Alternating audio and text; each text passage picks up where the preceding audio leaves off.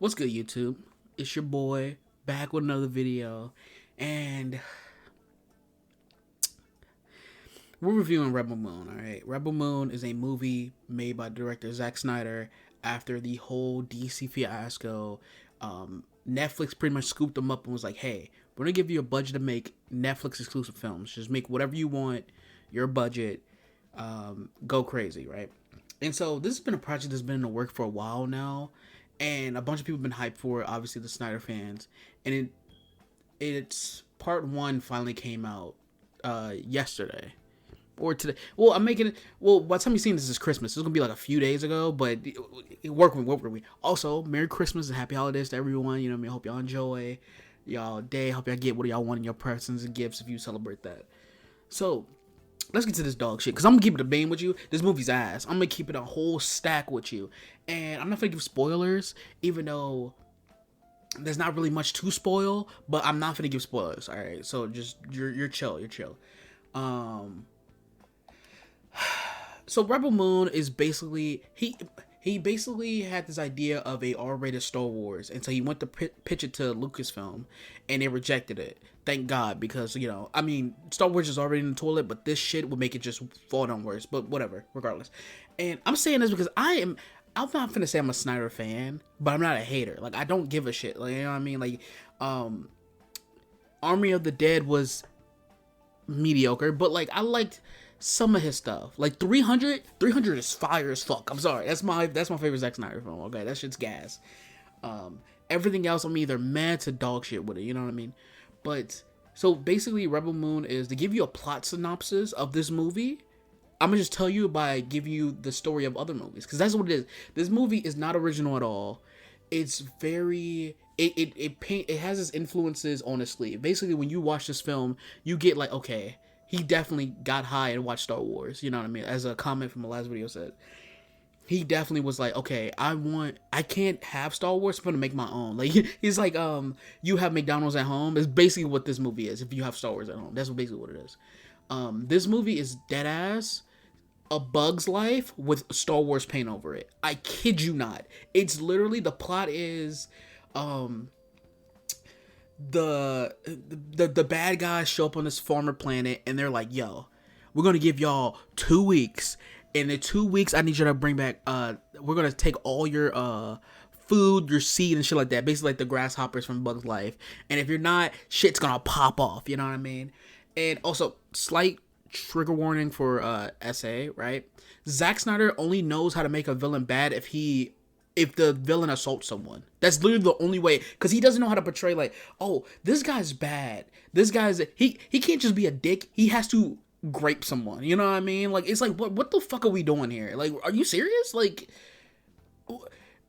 and the fact that this movie is not only a part one, but this is the PG-13 version, and it's very obvious that it's a PG-13 movie because it cuts away during fight scenes where it actually hits impact. So like, there's a fight where like the main character has like this axe. I forgot her fucking name because it's so fucking forgettable. And as she's about to decapitate someone, it cuts away, and you hear the noise supposed to insinuate that. But we already know it's an R-rated movie, so why the fuck is this like PG-13? It's not like movie theaters where you're trying to get as much ticket sales as possible. Like, bro, this is fucking Netflix. Like, anyone who's gonna get Netflix already has Netflix. Why the fuck are you making it another cut? And also a shorter version that's also dog shit. And the nerve of them come out and say, yeah, so the real cut of Rebel Moon Part 1 is actually 3+ hours and is rated R, but you won't get that for the next few months. Why the fuck am I watching this?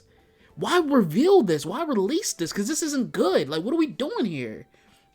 And the whole thing with whoever's decision was to make a PG-13 cut of this film obviously did not learn from the Snyderverse shit, because the point of the Snyderverse, or the release the Snyder cut, was not that we just wanted to see an extended version of a film. It was Zack Snyder was done wrong. We would want to see his version that was butchered type thing. It's not this thing you can just manufacture with, okay, we're going to put this PG-13 film out because it's going to generate more interest to see the R-rated cut. That doesn't work that way. Because after this movie, I don't give a fuck about this universe. I don't care. I don't want to see a rated R version. I don't want to see a 3-hour version. I don't want to see any other cut. I don't want to see part 2. This movie is dog shit. I don't care. And I came into an open mind. You tell me, I already like 300, right? Tell me a Zack Snyder film, the shot, like, you know what I mean? The best thing about Zack Snyder is his visuals. You told me you're taking that and putting it in Star Wars, you're cooking, all right? I'm okay, cool. You got lightsabers and shit like that. Okay, or his versions of it. Okay, cool. Majority through this film, I'm bored as shit because majority of this movie, it kind of does this thing where it's we go to one planet, pick up this one person, learn a backstory, learn one key fact about them, then we'll repeat for a couple times. It's like, the beginning of Suicide Squad, where they try to cram everything at once, was like, yeah, this is Katana, and she traps the souls of her victims in her blade. And that's the only thing you fucking know about Katana for the rest of the fucking movie. Imagine that times 4 or like 5, I can't fucking remember, and shove them into this movie with Star Wars. That's exactly what it is. It's ass. It's like, what the who thought this was a good idea? This feels like a knockout version of what I like. You know what I mean?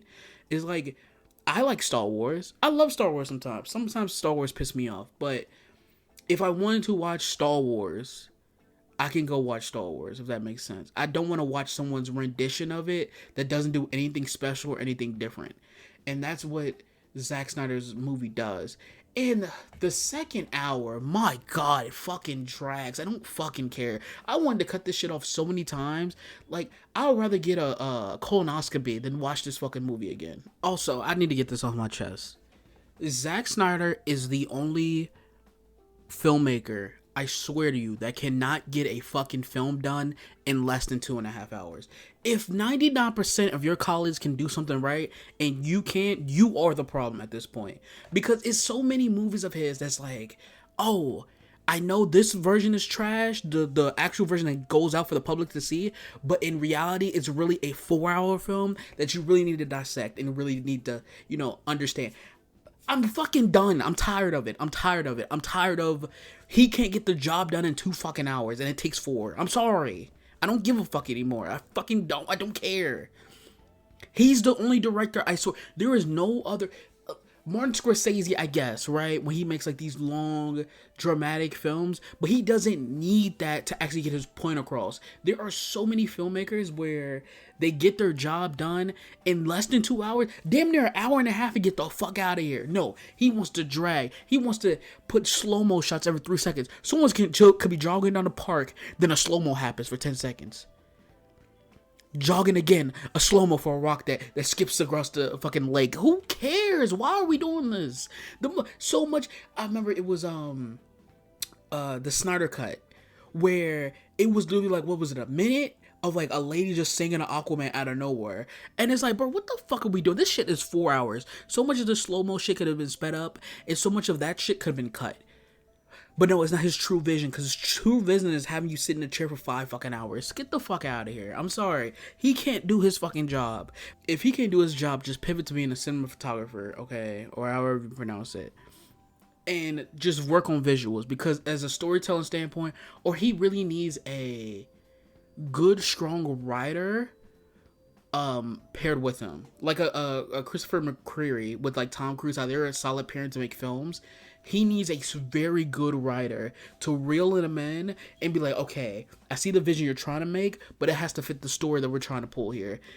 Because it feels like every movie where he's the forefront of, that isn't hogtied to do a certain way, is dog shit. The best movie he's ever made, other than 300, because I like the visual candy and that's just gas, is Dawn of the Dead. And that was written by James Gunn, okay? James Gunn, whether I like him or not, he is good at writing these type of stories. So it makes sense where you have his writing and Zack Snyder's filmmaking, it makes a good ass film. So it's like, but yeah, man, I don't know. Zack Snyder, this Rebel Moon shit, it looks like it's not gonna bomb, but like, it's not successful as I don't think he wants it to be. And if it takes a 4-hour already cut for it to be watchable, we have an issue here that needs to be addressed. And I get you have to promote the movie, but the amount of people who have been dick riding this movie talking about, oh man, this is like when Zack Snyder gets done with this movie's gonna change the industry. Eat a dick, okay? This shit's trash, all right? This shit's not good. Shout out to Anthony Fantano, okay? Shit's trash, all right? Thanks for watching. Have a happy holidays, and see y'all tomorrow.